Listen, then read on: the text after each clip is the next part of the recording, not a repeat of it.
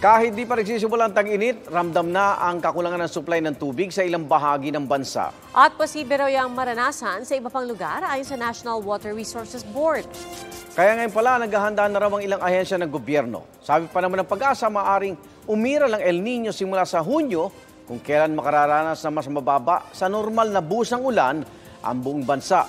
Posible rin daw itong magpababa sa level ng tubig sa mga dam.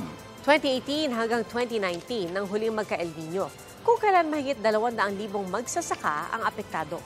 Umabot naman sa halos 8 bilyong piso naging pinsala sa agrikultura. Mga kapuso, saksihan ang unang pasok ng mga balita. Maaaring mapanood ang Saksi at ang iba pang GMA Newscast sa youtube.com/GMA News.